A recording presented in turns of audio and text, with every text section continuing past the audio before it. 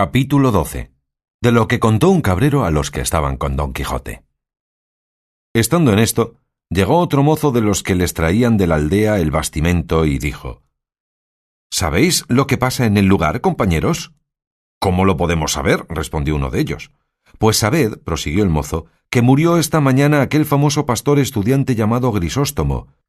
y se murmura que ha muerto de amores de aquella endiablada moza de Marcela, la hija de Guillermo el Rico, aquella que se anda en hábito de pastora por esos andurriales. Por Marcela, dirás, dijo uno.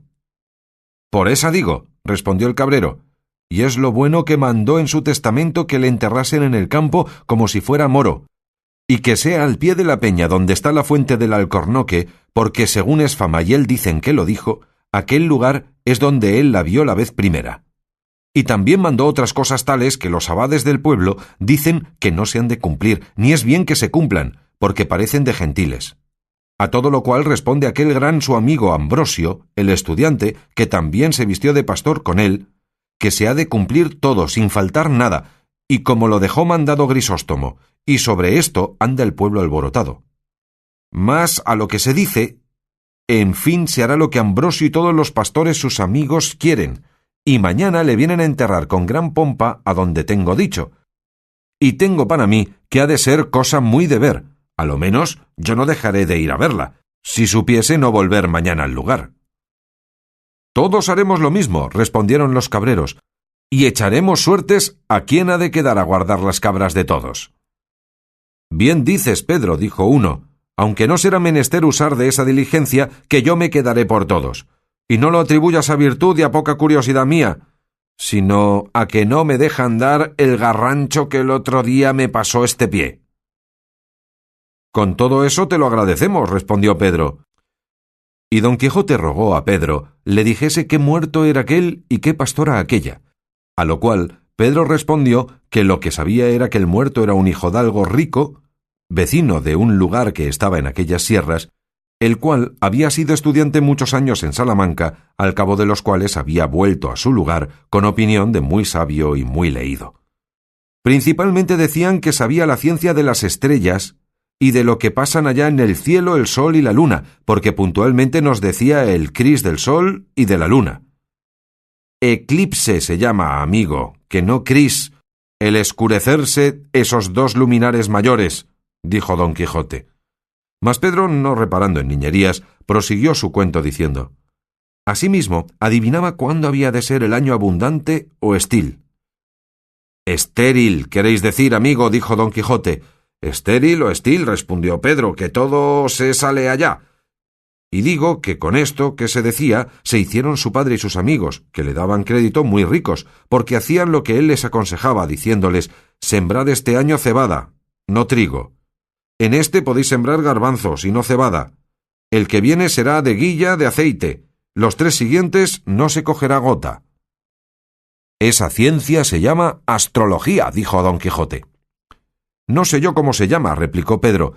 mas sé que todo esto sabía y aún más. Finalmente no pasaron muchos meses después que vino de Salamanca, cuando un día remaneció vestido de pastor con su cayado y pellico, habiéndose quitado los hábitos largos que como escolar traía, y juntamente se vistió con él de pastor otro su grande amigo, llamado Ambrosio, que había sido su compañero en los estudios.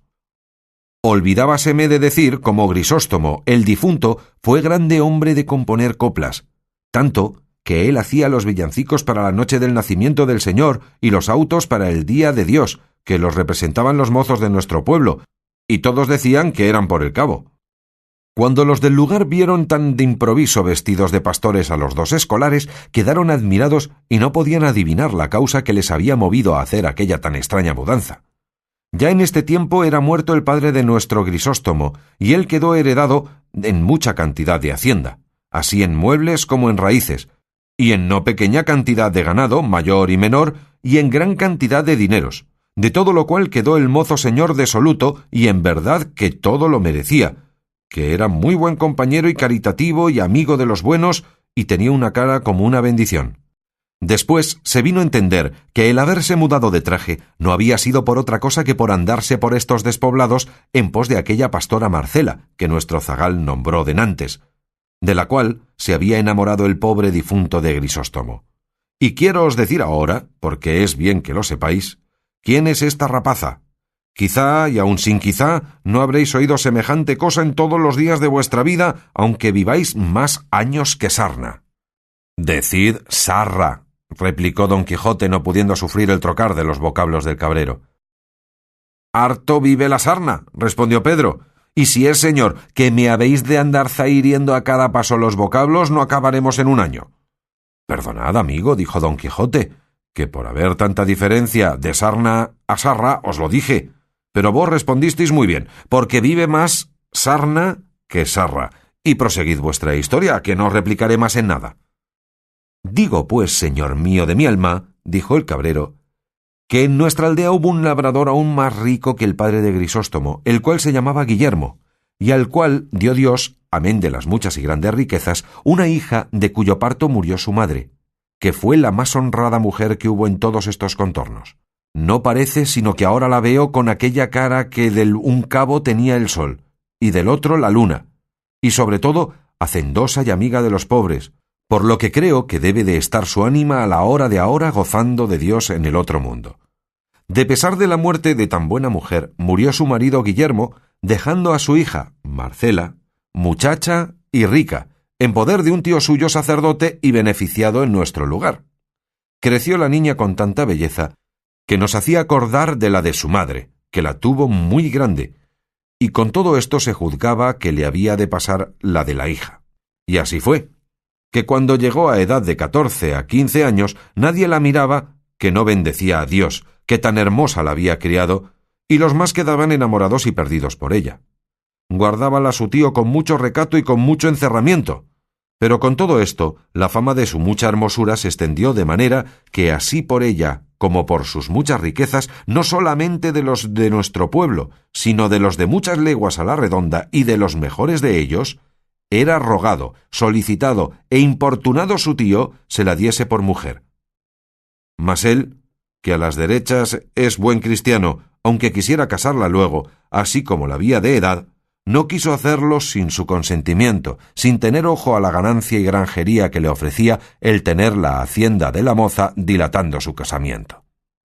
Ya fe que se dijo esto en más de un corrillo en el pueblo, en alabanza del buen sacerdote, que quiero que sepa, señor andante, que en estos lugares cortos de todo se trata y de todo se murmura, y tened para vos, como yo tengo para mí, que debía de ser demasiadamente bueno el clérigo que obliga a sus feligreses a que digan bien de él, especialmente en las aldeas. Así es la verdad, dijo don Quijote. Y proseguid adelante, que el cuento es muy bueno y vos, buen Pedro, le contáis con muy buena gracia.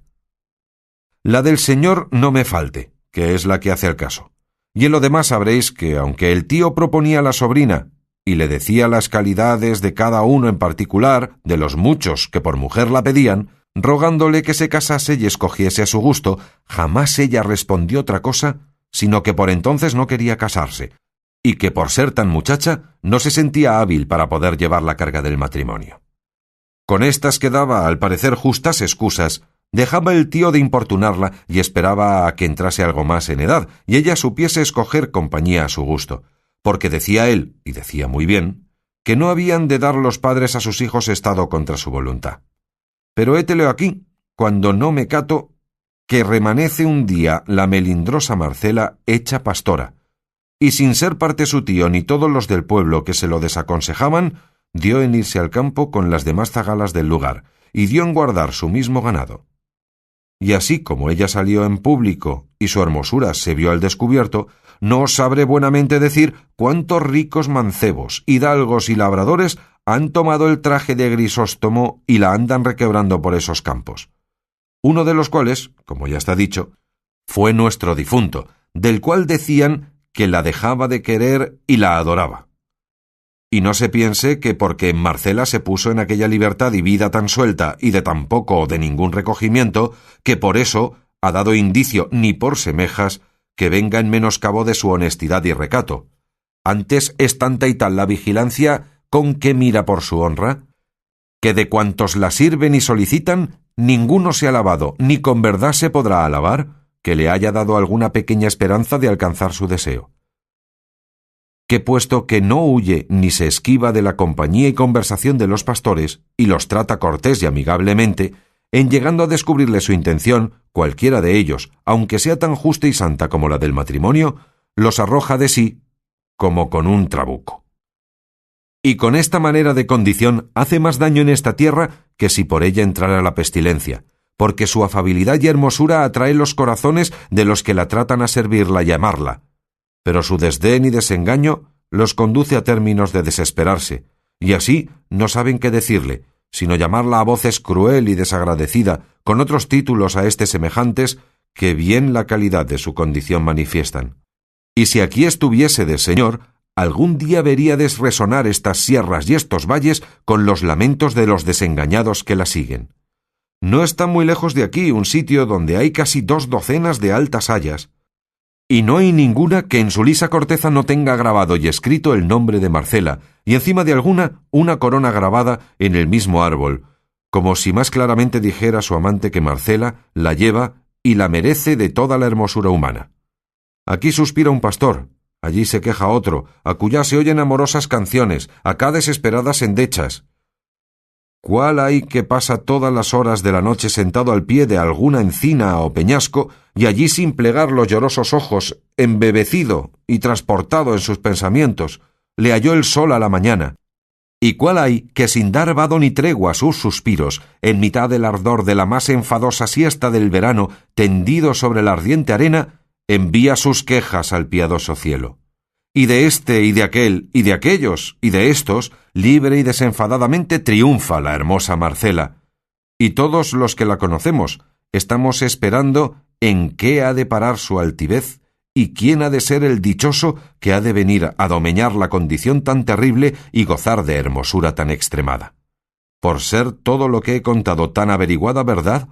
me doy a entender que también lo es la que nuestro zagal dijo que se decía de la causa de la muerte de Grisóstomo, y así os aconsejo, Señor, que no dejéis de hallaros mañana a su entierro, que será muy de ver, porque Grisóstomo tiene muchos amigos, y no está de este lugar a aquel donde manda enterrarse media legua.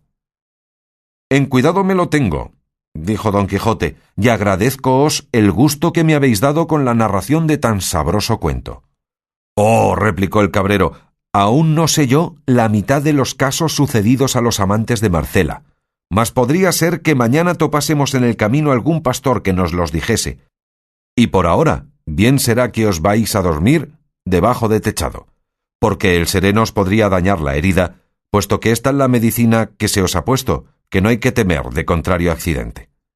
Sancho Panza, que ya daba al diablo el tanto hablar del cabrero, solicitó por su parte que su amo se entrase a dormir en la choza de Pedro. Hízolo así, y todo lo más de la noche se le pasó en memorias de su señora Dulcinea, a imitación de los amantes de Marcela. Sancho Panza se acomodó entre Rocinante y su jumento, y durmió, no como enamorado desfavorecido, sino como hombre molido a coces.